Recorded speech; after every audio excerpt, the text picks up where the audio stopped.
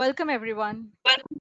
Sorry about the technical glitch at our side, but thank you for joining us for today's virtual book launch and panel discussion on the politics of South China dispute, authored by Nehginpao Kipgen, Associate Professor, Assistant Dean, International Collaboration, and Executive Director of Center for Southeast Asian Studies, Jindal School of International Affairs, OP Jindal Global University, published by Taylor and Francis Group.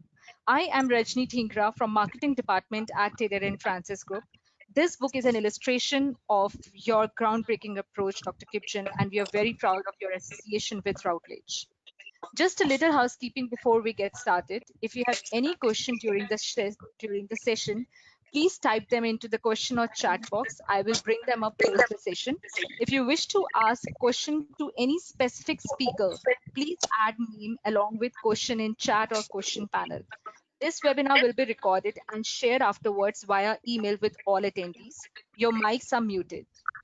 Our respected speakers, Dr. Sreeram Chaulia, Dean, Jindal School of International Affairs, Dr. C. Rajkumar, Founding Vice Chancellor, OP Jindal Global University, Justice Antonio T. Carpio, former Justice, Supreme Court of the Philippines. Our panelists and distinguished guests, Dr. Srikanth, Professor, Department of Chinese Studies, Jawaharlal Nehru University, Dr. Juwana, Professor of International Law, University of Indonesia, Mr. Abhijit Singh, Senior Fellow, Observer Research Foundation, New Delhi, Dr. Tseng, Research Associate, East Asian Institute, National University of Singapore, and Dr. Kipgen, Executive Director, Center for Southeast Asian Studies and Assistant Dean, Jindal School of International Affairs, and our virtual audience. It gives me immense pleasure to extend to you all a very warm welcome on behalf of Taylor and Francis India, OP Jindal Global University, Jindal School of International Affairs, and Center for Southeast Asian Studies for today's book launch.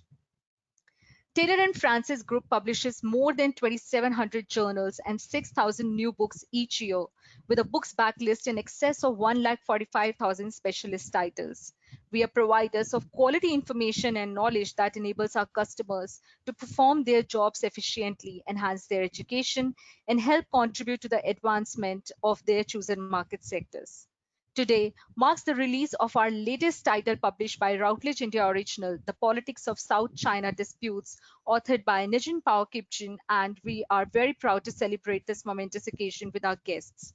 I would like to start the program today by requesting Dr. Sreeram Chaulia, Dean, Jindal School of International Affairs, to deliver the welcome address. Thank you, Rajni. Thank you so much. Welcome, everybody. On behalf of the Jindal School of International Affairs of OP Jindal Global University, I want to extend hearty greetings to participants, distinguished panelists, Excellency, former Justice of the Philippine Supreme Court, as well as many other notables in the audience.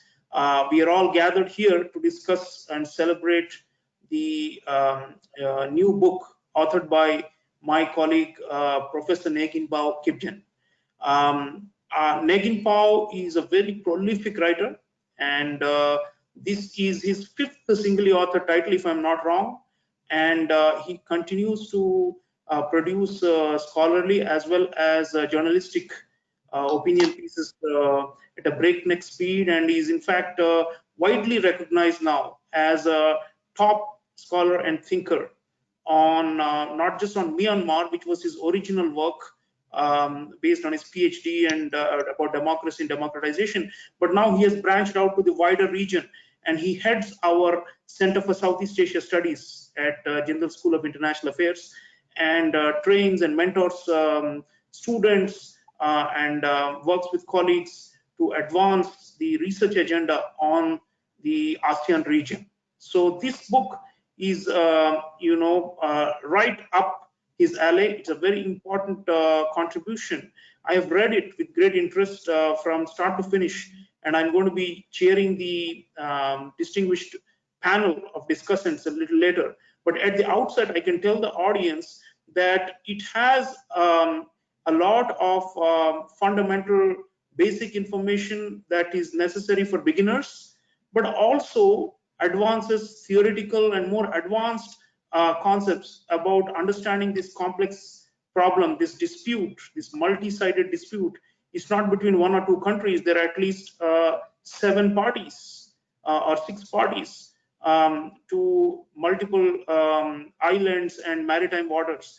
And this kind of conflict deserves the kind of complex treatment that Nehginpao has done. He has raised some very prominent questions, which I'm going to take up in the panel a little later.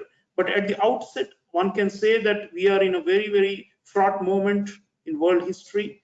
There have been lots of questions about hegemony in Asia, and Nehginpao does not shy away from raising those issues especially about China and its aggressive push against most of its neighbors. Of course, this book does not look at India or other disputes that China has. This is primarily focused on the maritime waters in the Western Pacific. So this region, the South China Sea, East Sea, as the Vietnamese call it, the Philippines has a different name for it. This is the kind of a cauldron where the nationalisms and the sovereignty claims of multiple players clash. And as students and as scholars of international affairs, there is no bigger challenge for us than to decipher this kind of, multi-sided complex conflict, and to come up with if not solutions, at least strong diagnosis of what is the root of this problem and how different parties look at it. What is the viewpoint of Malaysia, of Vietnam, of Philippines, of Taiwan, and so on, and how do all of them match up against this giant, which is China, which is becoming more and more unilateral and belligerent towards all neighbors. So this is a very difficult time where all of us in Asia are trying to find a way out and to coexist. We obviously have to coexist with China, but at the same time, there has to be a pushback. So Nehginpao has raised some of these pertinent questions. Who will do the pushback, in what form, but also what kind of solutions, or at least near-term modest remedies, can be found to this problem. It's always in the news, South China Sea, never far away. And that's the reason being these multiple players and multiple interests and the overlapping claims that they all have.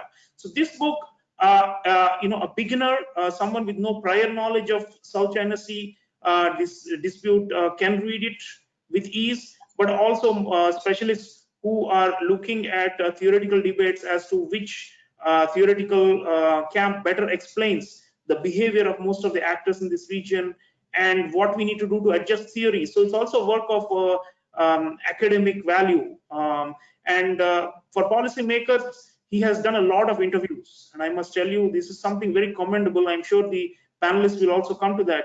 He has done a lot of first-hand interviews of foreign policy elites, of strategic thinkers, and of intellectuals in the entire ASEAN region. So often people say people know what the Chinese want, people know what individual countries want, people don't know what ASEAN wants. And that's, because there's always been a question about whether ASEAN can have a common position on this major challenge and source of tension and conflict.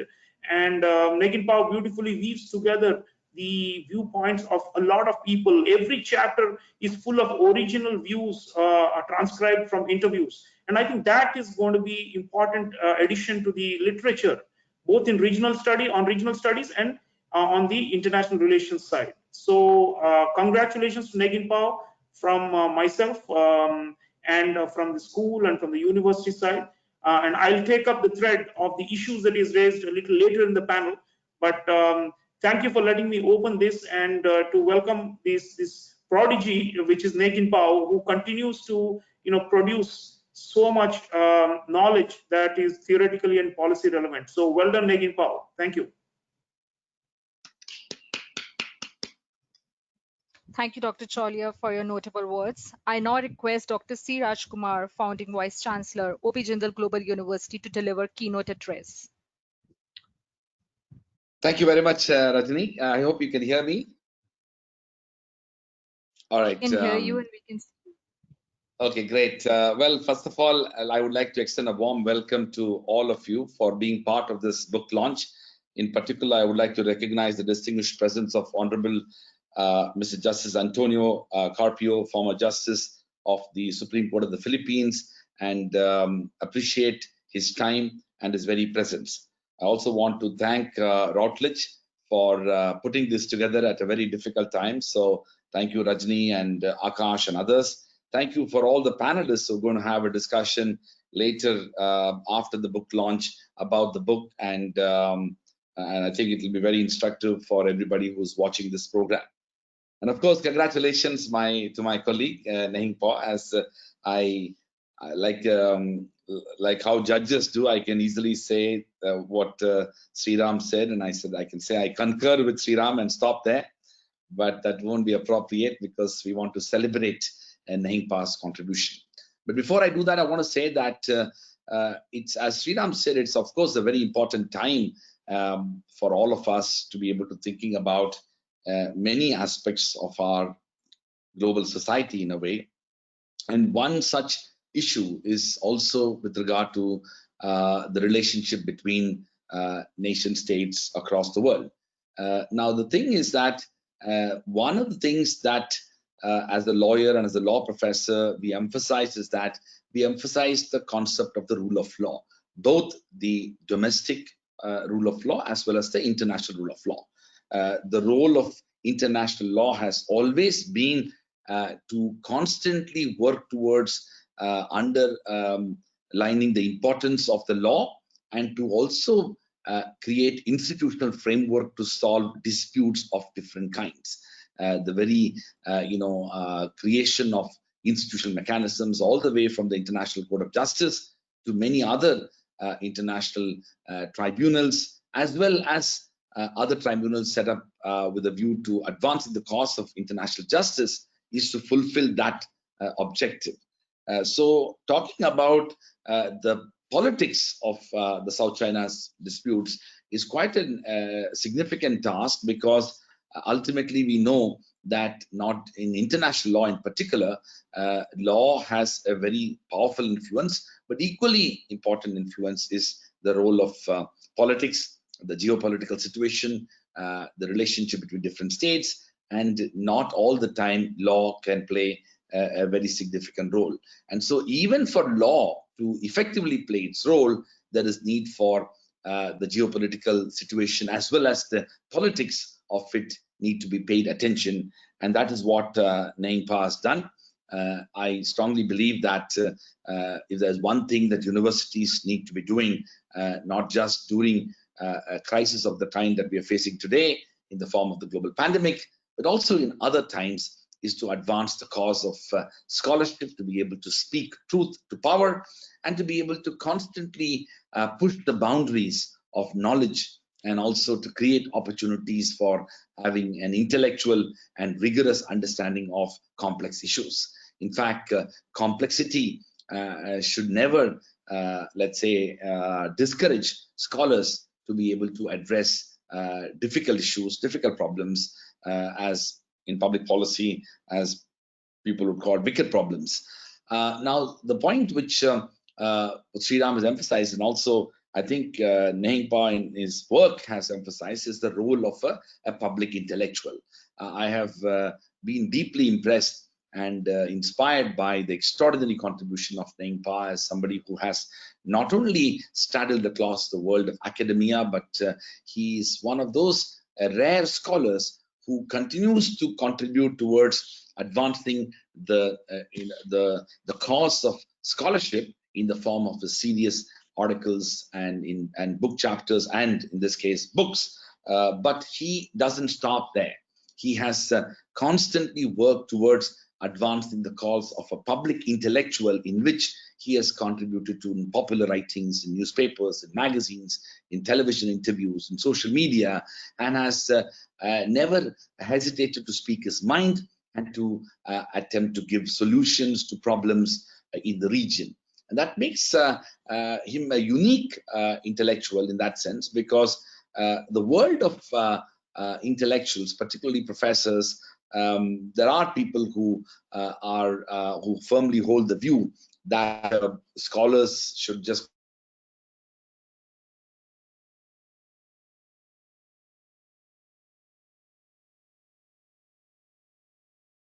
as a university, we have never been, we have not we've always disapproved of that particular perspective. We are very conscious of the fact that we have a larger social responsibility, and the work of academic scholars, if it has to have impact, it can be let's say different forms and manifestations of that scholarship should be taken, and one such manifestation is the role of a public intellectual.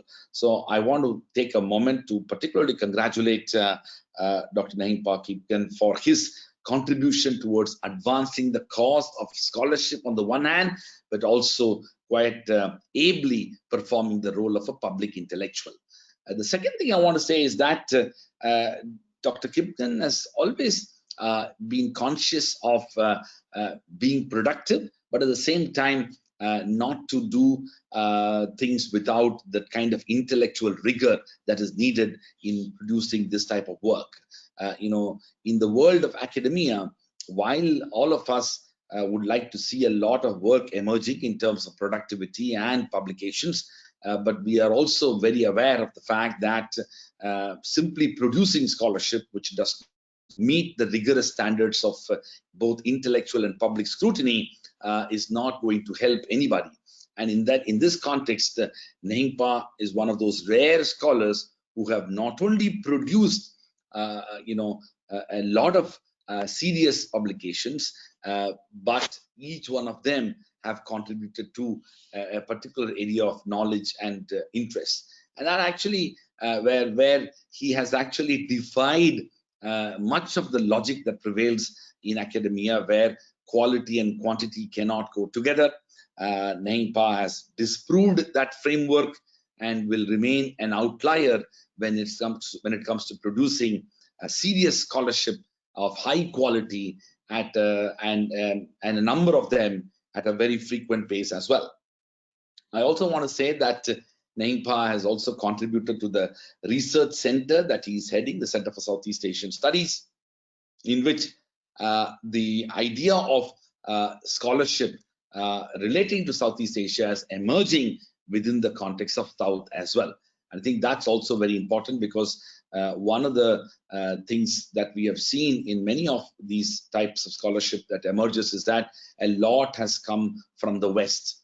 And it is important that the voice from the South, including from peoples, from scholars, from centers, from universities located in this part of the world, need to contribute to that leadership, that institutional leadership and scholarship that engages and helps people understand the issues from the standpoint of where we are. I think that's another salutary contribution that Nehginpao has made.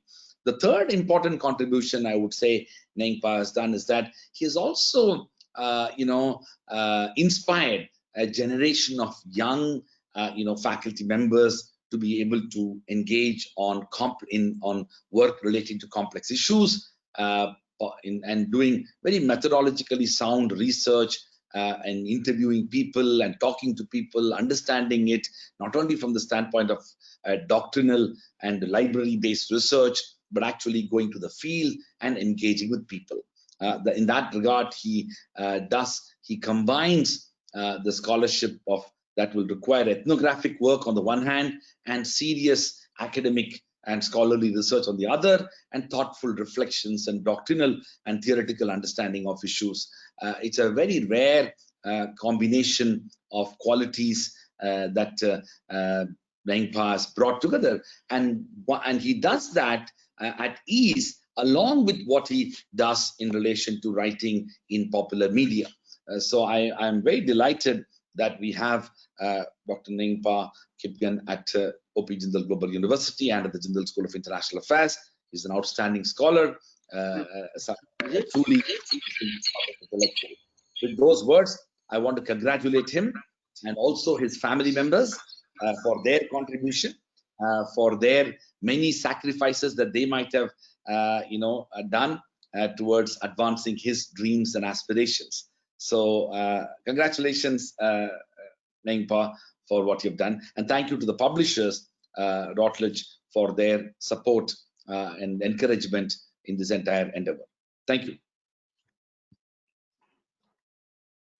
Thank you, Dr. Siraj Kumar, for your kind words. Thank you so much. We are privileged to have Justice Antonio T. Carpio, former Justice Supreme Court of the Philippines, amongst us, and I would like to request Mr. Carpio to please address.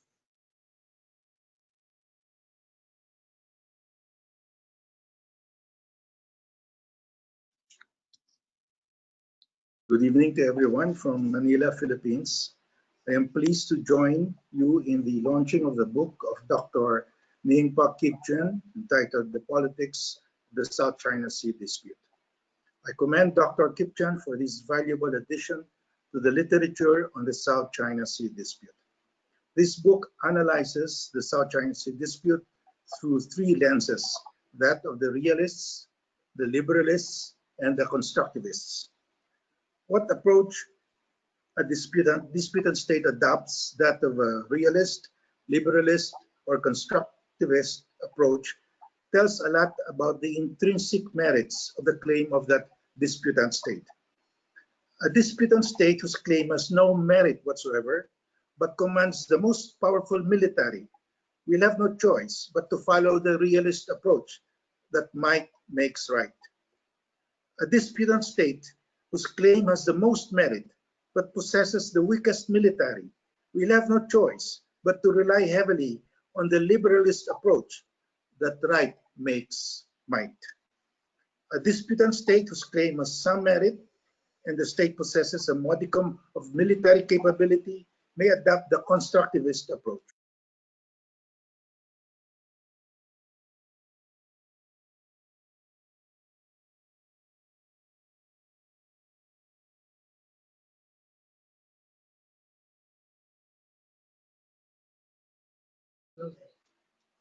That has jurisdiction over the territorial dispute unless the parties submit the dispute to arbitration. This does not appear feasible as China does not agree to arbitration on territorial disputes.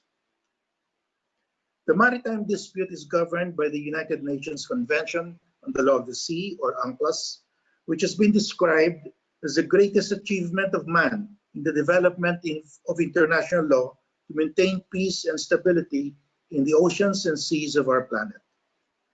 Fortunately, all the disputant states in the South China Sea dispute are parties to UNCLOS, which provides an ironclad compulsory dispute settlement mechanism on maritime issues.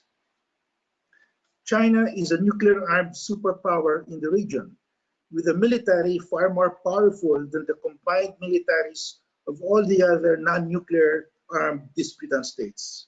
However, China's claim to 85.7% of the waters and resources of the South China Sea under its 9-line theory has been ruled by the Hague Arbitral Tribunal as totally without legal or factual basis. In short, among the disputant states, China has overwhelming military might but zero merit to its claim. Naturally, China has no choice but to adopt the realist approach that might makes right. China's historical narrative that it owned the South China Sea since 2,000 years ago is the fake history of the millennium. All the official maps of the Chinese dynasties in the last millennium, as published officially by the People's Republic of China in the 3-volume compilation entitled An Atlas of Ancient Maps of China, published in 1990, 1994, and 1997, show that the southernmost territory of China throughout the Chinese dynasties has always been Hainan Island. Chinese territory never reached the Spratleys. In 1932, China officially protested the French occupation of the Paracels, and in its note verbal to France, China declared that the Paracels were the southernmost territory of China. Thus, Chinese territory never reached the Spratleys. In 1943, China officially published the China Handbook, which again claimed the Paracels as the southernmost territory of China. Chinese territory never reached the Spratleys. These are all official acts and pronouncement of the Chinese government. In sharp contrast, the Philippines, with one of the weakest militaries among the disputant states, has an irrefutable legal claim under UNCLOS to an exclusive economic zone facing the South China Sea. However, over 80% of this exclusive economic zone is encroached by China's 9-line claim. Naturally, the Philippines has no choice but to adopt the liberalist approach that right makes might and to bring the dispute to an UNCLOS tribunal where its claim could be upheld. And the Philippines won a clear-cut victory in the arbitration at The Hague. Under UNCLOS, every coastal state has an inherent right to an exclusive economic zone, up to 200 nautical miles from its coastline, if there are no overlapping exclusive economic zones from opposite coastal states. China's coastline is more than 900 nautical miles away from the Philippines. And obviously, there are no overlapping exclusive economic zones between the Philippines and China. In fact, the high seas, comprising 25% of the South China Seas, separate the exclusive economic zone of China and the Philippines.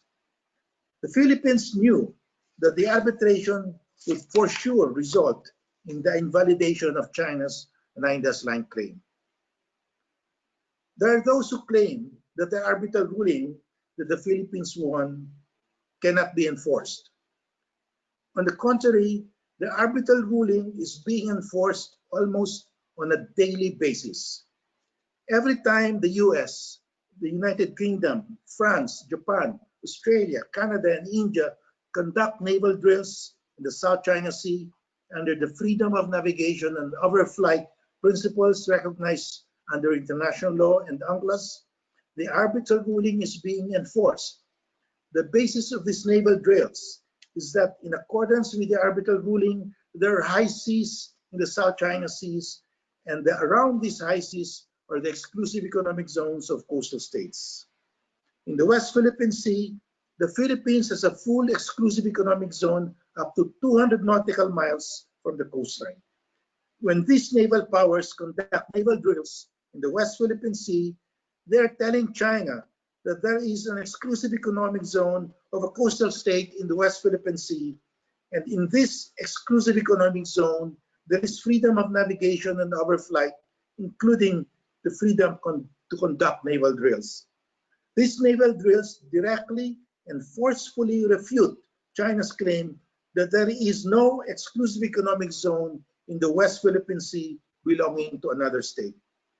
These naval drills are the most robust enforcement of the arbitral ruling. There are also those who echo Thucydides, the 5th century BC historian of the Peloponnesian War, who famously wrote that the strong do what they have the power to do, and the weak accept what they have to accept. In short, in interstate relations, might makes right. More than 2,400 years have passed since Thucydides taught the world about the lessons from the Peloponnesian War.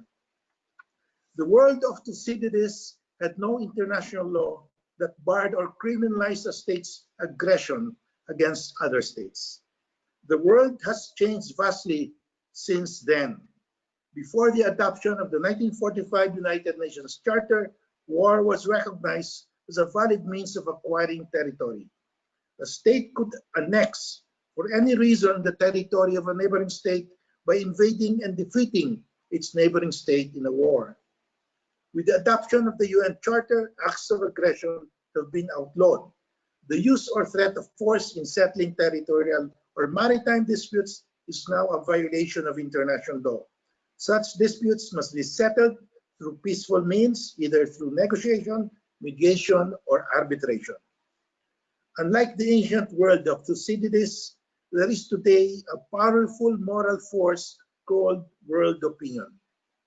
When the US refused to comply with the adverse ruling of the International Court of Justice in the Nicaragua versus US case, Nicaragua sponsored in 1996 a resolution in the UN General Assembly demanding that the US comply with the ICJ ruling.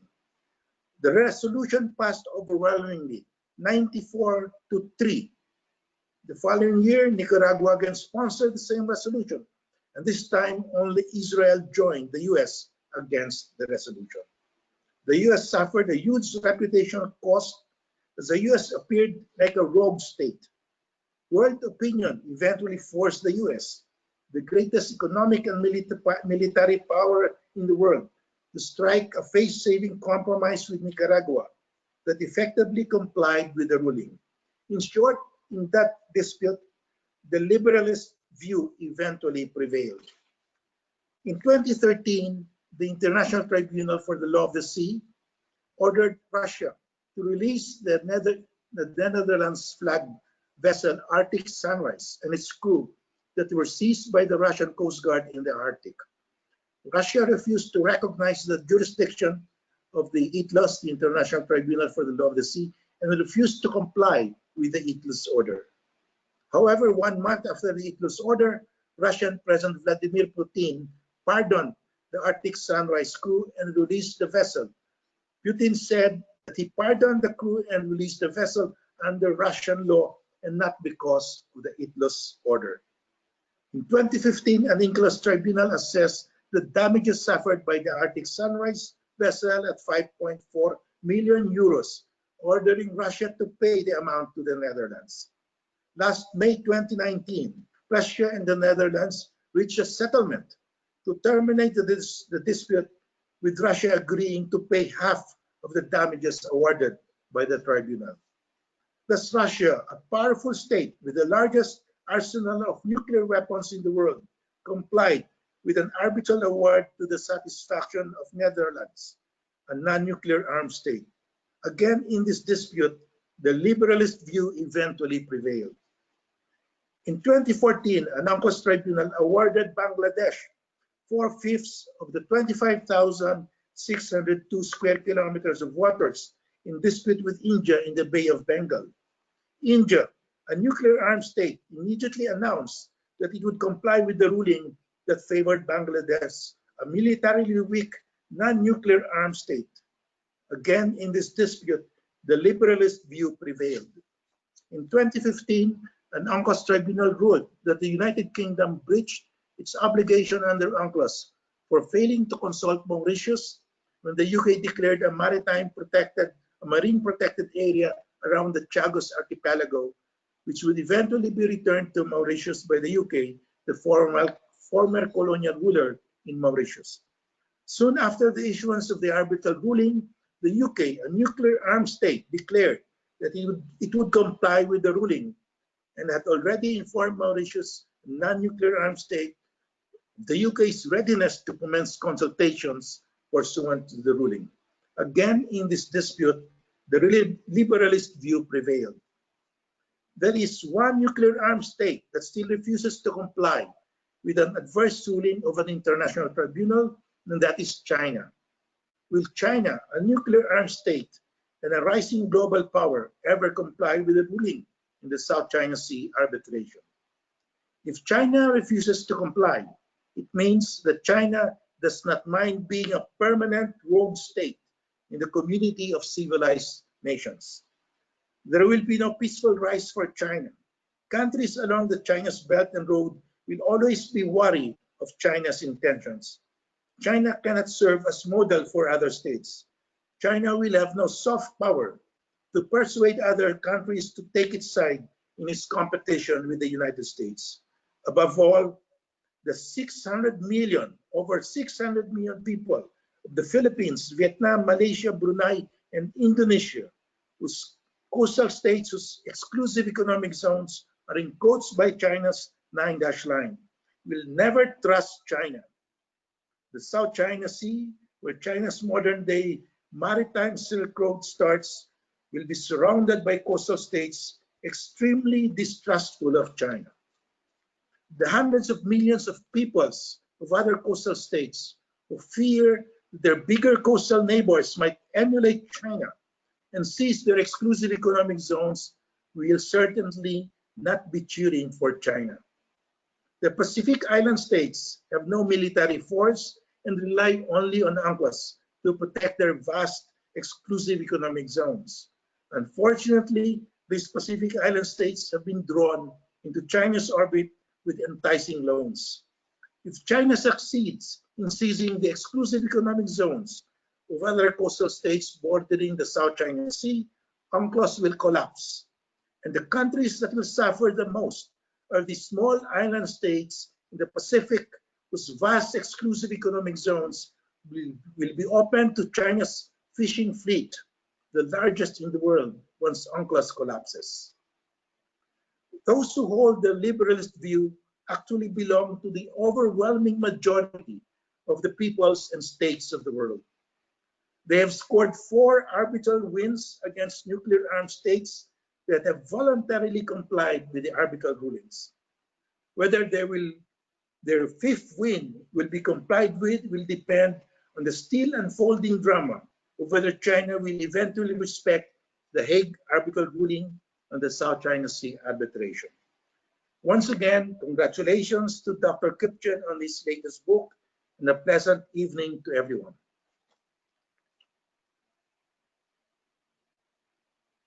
Thank you, Justice Carpio, for sharing your valuable thoughts and experience with us. I now request Dr. Kipgen, Executive Director, Center for Southeast Asian Studies and Assistant Dean, International Collaboration, Jindal School of International Affairs, to share introduction of the book, The Politics of South China Disputes.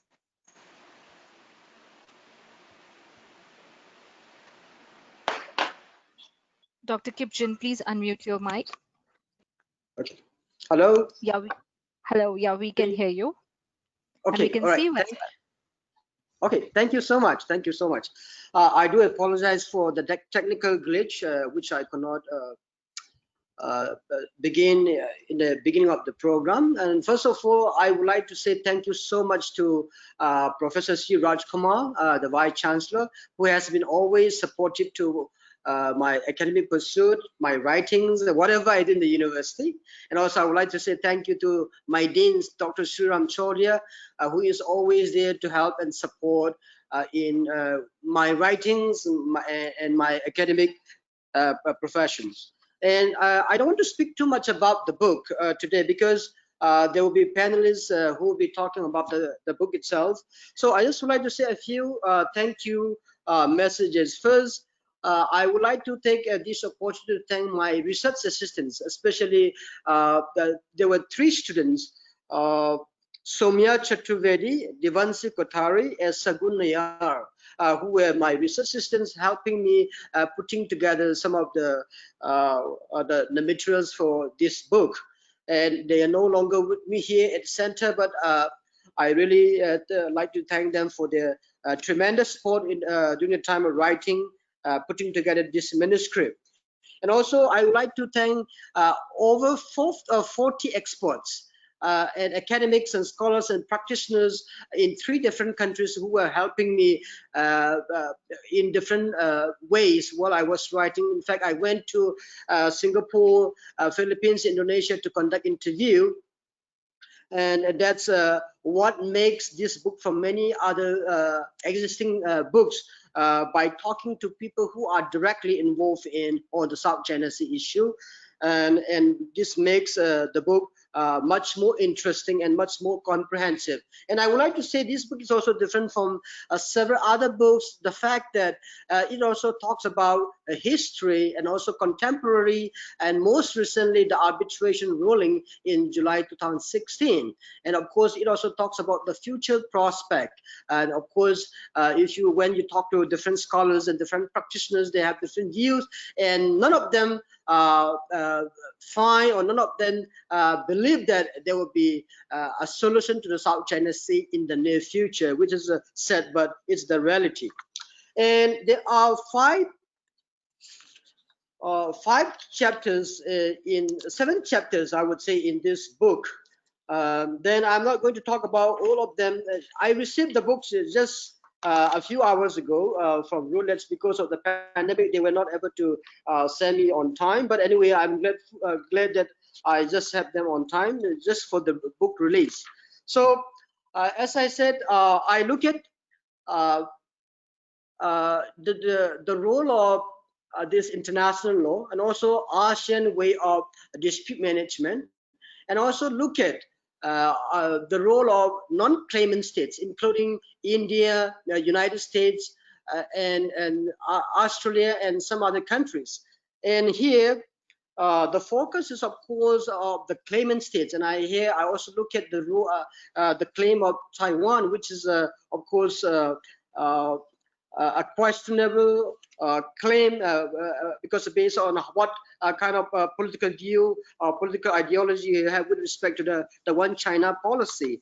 But again, I'm not going to speak too much about the book as of yet, because I'm going to wait for the panelists to talk about. Then I will respond to those questions. But again, I just would like to say thank you once again to everyone, people who are helping me in different ways, starting from the Vice Chancellor of the Jindal University, the Dean of Jindal School of International Affairs, Professor Sreeram Chaulia, my research assistants who have helped me put together this data or materials for the book.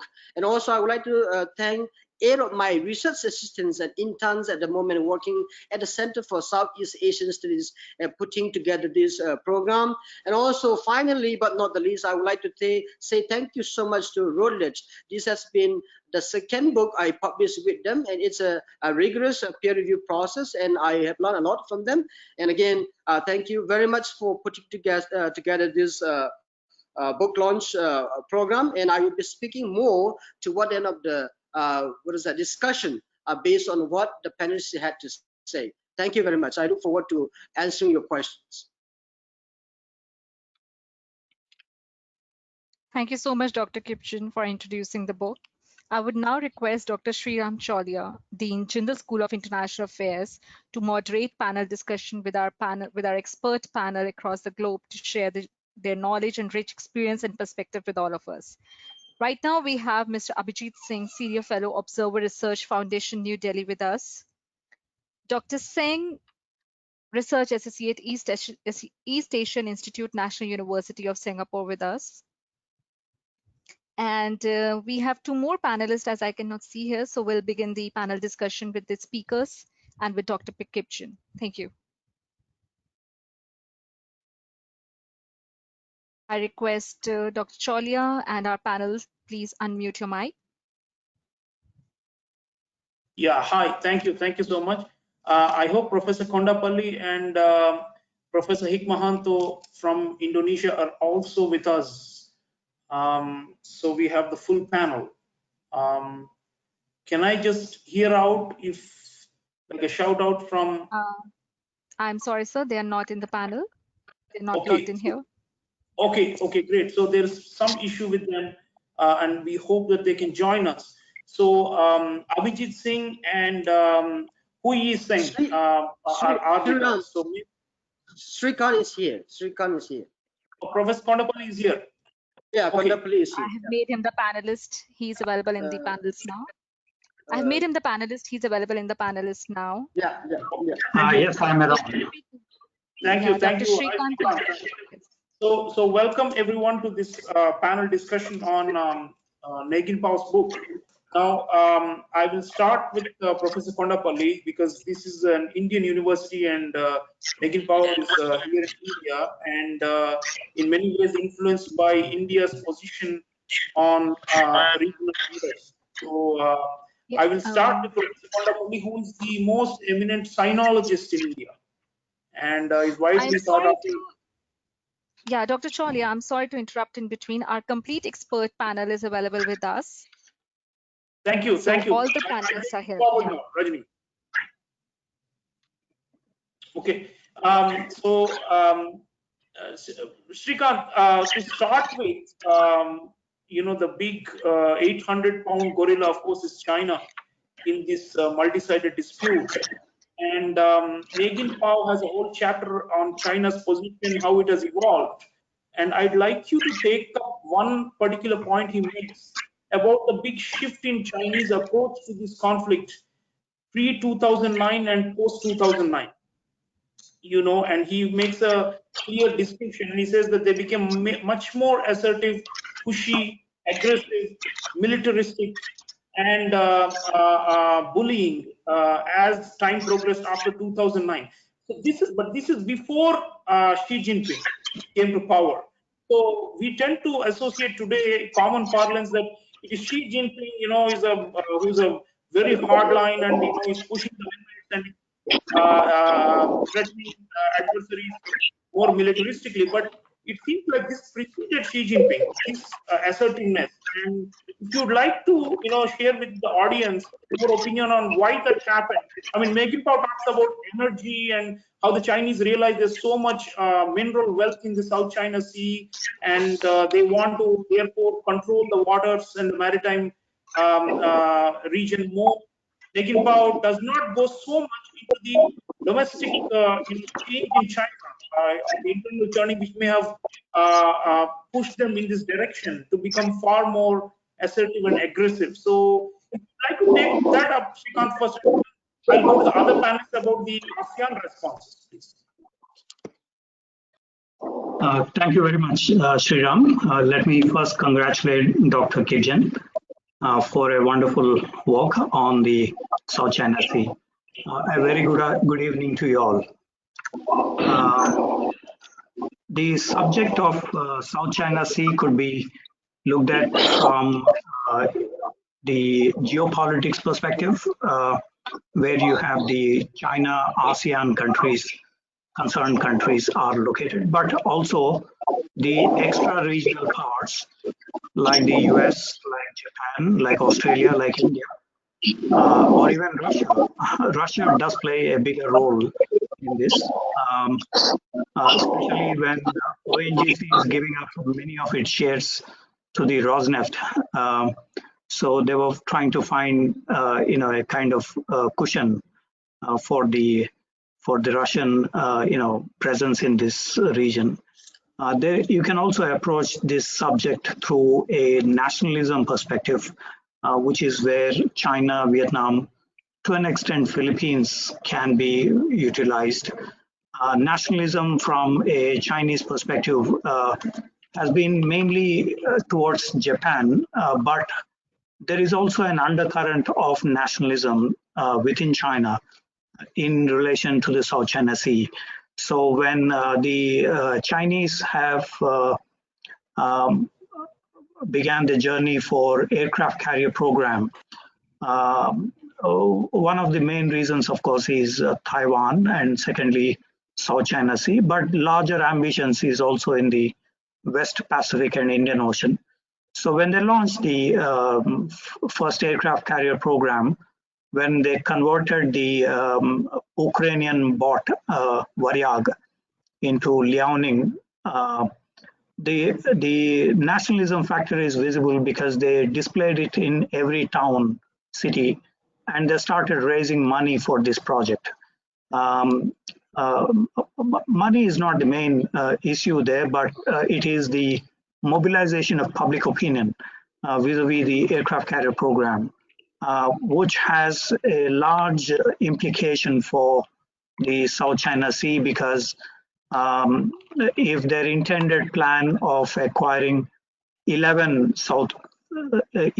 aircraft carriers, because the first one was named under a coastal province, and there are 11 coastal provinces in China, inclusive of Taiwan, of course, which means that the South China Sea, the end product of the South China Sea would have the aircraft carrier programs as one of the linchpins.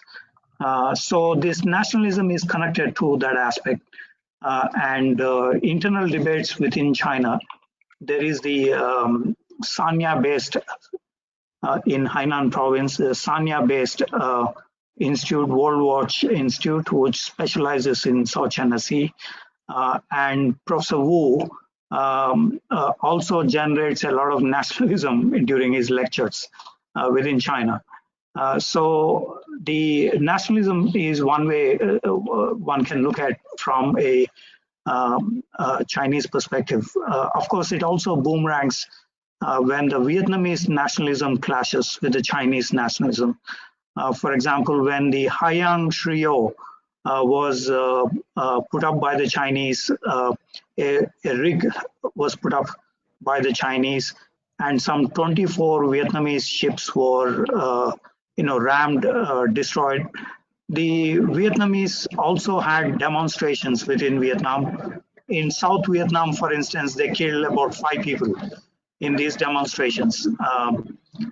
So you can also probably have Vietnamese nationalism as a counter to the Chinese nationalism, but that is also a factor that one could think about from a domestic politics perspective. Then you can also view this subject from resources,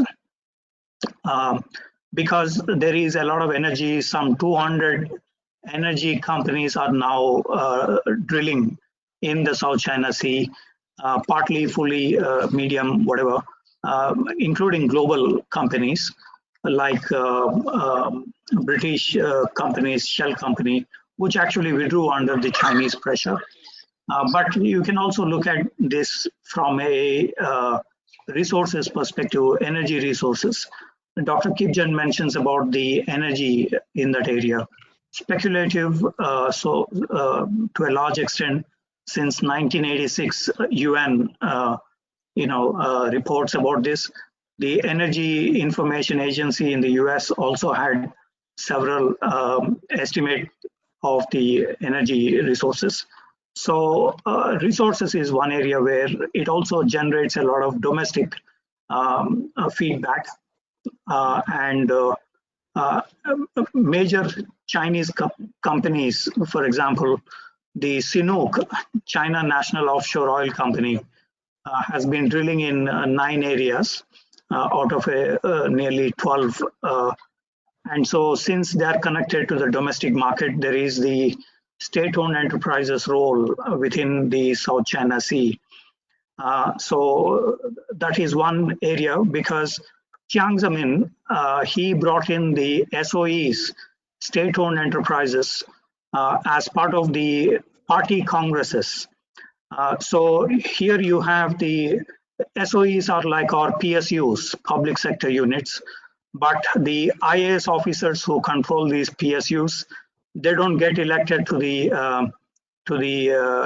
parliament or to others.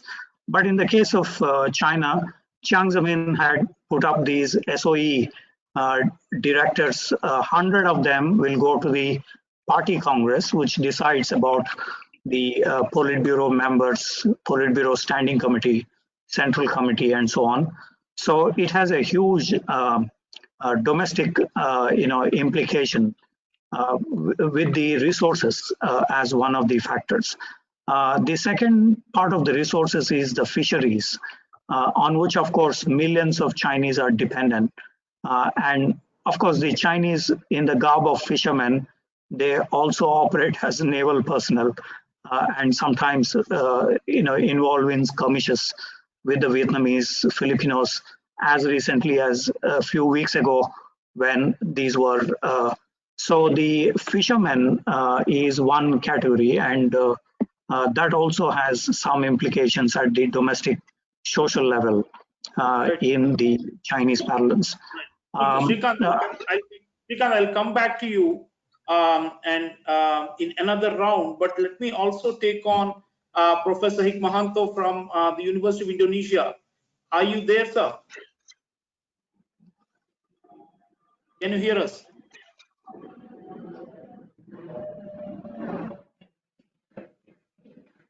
Professor Hikmahanto. Professor Hikmahanto, please unmute your mic. Yeah, it's unmuted. All right, now am I on? Yes. Welcome, sir. I have a question for you, taking off from Professor Kondapalli's initial comment about the Chinese interests and how they have, shaped their approach to the this whole dispute. But you are in Indonesia, which is of course the leader of ASEAN, and even though you don't have a direct stake in the South China Sea dispute, you have the island conflict, which has lately also become part of China.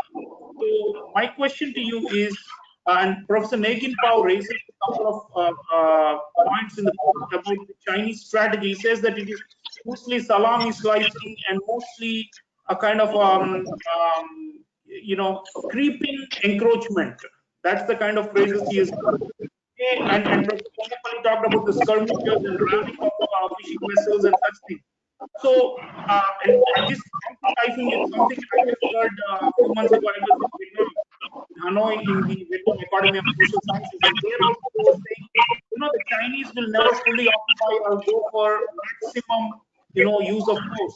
They simply push the boundaries here and there, and gradually, they have patience, they have strategic patience.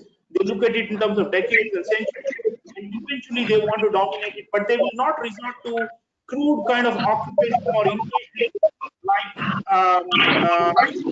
with colonial players in the past.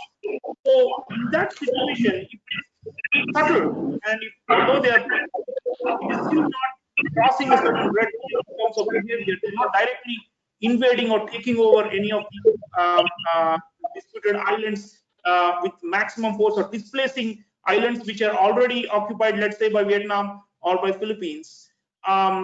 It seems like the Chinese are getting away inch by inch. That salami slicing is going on, and Indonesia, as a leader of ASEAN, seems to be still not fully cognizant of this, in the sense like it has its own bilateral dispute with China over Natunas, but otherwise it's not been able to really mobilize the entire ASEAN to stand up to this and say we will not give one more inch. In India also we are facing this now. They encroach a little bit here, a little bit there, a few square kilometers of terrain that's unoccupied by anyone, and then they say that this is the new map, and this is how we have sovereignty over this forever and historically. So how can Indonesia, really be the leader and take this cause on behalf of the others? I mean, it's not really taken the cause, and Nehginpao has shown that. So in your view, the Indonesia is very critical, right? Because Vietnam, Indonesia are the two main militaries to speak of among the ASEAN countries. The others are much weaker, like Philippines, as Justice Carpio was saying.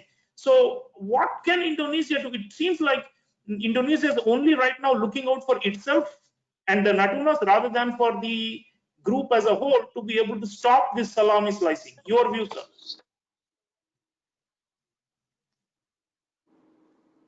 Sorry. Well, thank you very much for that question. Let me say this three things. One, Indonesia technically does not have any dispute with China. And the reason is because we do not recognize China's claim of the 9-dash line. Of course, on the other hand, China does not also recognize Indonesia's claim of economic.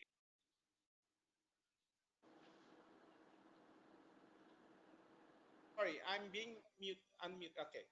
Now, the problem that Indonesia have is since China does not recognize Indonesia's EEZ, the exclusive economic zone, there are a lot Professor, of can you ships, speak up a bit, please? fishermen You're ships, not so audible. who are coming to Indonesia's EEZ. And our Coast Guard, our authorities have arrested them and then accused them of illegal fishing in our water, in our EEZ. Now, that has become a problem. Because not only we have a problem with China, but we also have a problem with our domestic constituents. Because our people would say that why is it the government is not strong enough in facing China when they come to our EEZ, right? So that's a problem, even though technically Indonesia does not have any problem with China because the two does not recognize each other claims.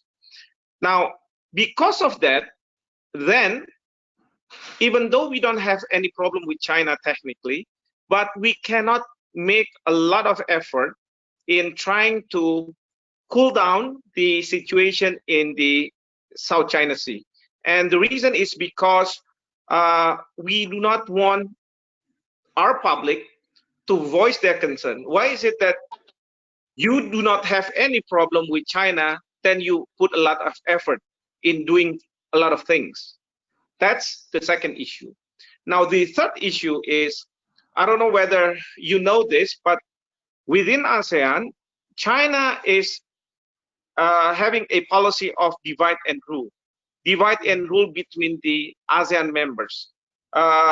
China is very close with Cambodia. China is very close with Laos, and the two have, stated that, this issue should be negotiated bilaterally instead of, approach through regional organization like ASEAN.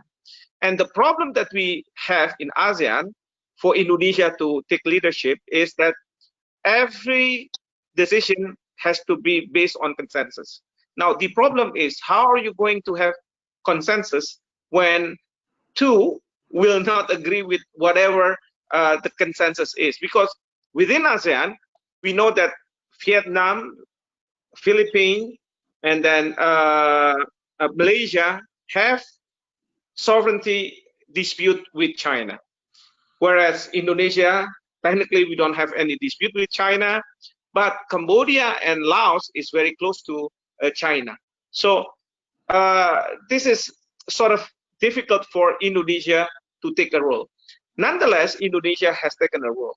The role that it has taken is to introduce what we refer to as the COC, the Code of Conduct within South China Sea, to make sure that there's not going to be any hot war in the South China Sea between, the existing ASEAN and China, and also the major powers who are in the South China Sea. So that is the reason why Indonesia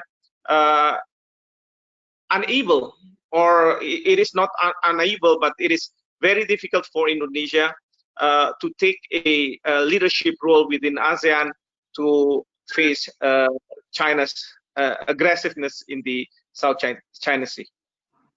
Thank you, Professor, for that. I'll come back to you. In fact, it seems Sure. the question always is, who will bell the cat?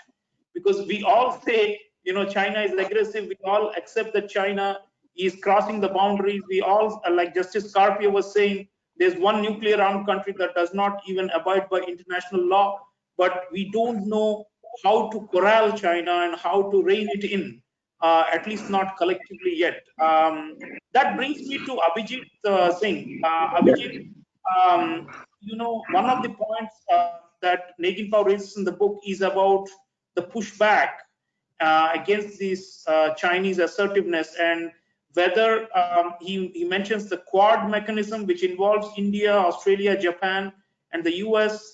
He refers to the extra-regional powers, Australia, Japan, and India in particular, and he is in a way neutral about the multiple solutions being offered. I mean, at one side he says ASEAN wants a code of conduct, does not want to rock the boat, and does not want to upset the Chinese too much. But on the other hand, you have these extra regional powers that want to counterbalance, that there's a geopolitical matter for them because they are not the claimants. Neither India nor Japan or Australia or the US has any territorial claims over the South China Sea. And yet we want to be involved because we say that, freedom of navigation, we say, Chinese hegemony, we should not allow it to become a Chinese lake. And, small countries must be defended against giants which are acting out of step with international law. So what do you think the extra regional powers can do? I mean, Nehginpao has laid out some options, and Japan, for example, has offered military support to Vietnam and to the Philippines in the past. And Australia has lately become more assertive under Scott Morrison to challenge some of the Chinese influence operations that are going on in Australia itself and in the region. And they've even opposed the Chinese on the question of the origin of the coronavirus. India has a tussle. So what do you think, Abhijit, can now happen? I mean, can we say that the period that Nehginpao has covered and the period that started now, especially this year after the book came out, that we are now entering a different era where the Chinese are going to find it harder to get away with this kind of stealth aggression or creeping encroachment now? And will this actually benefit the claimants, the smaller claimants like Vietnam, Philippines, Malaysia, to hold their own now? Can we envisage some kind of a soft balancing coalition now, or what do you think?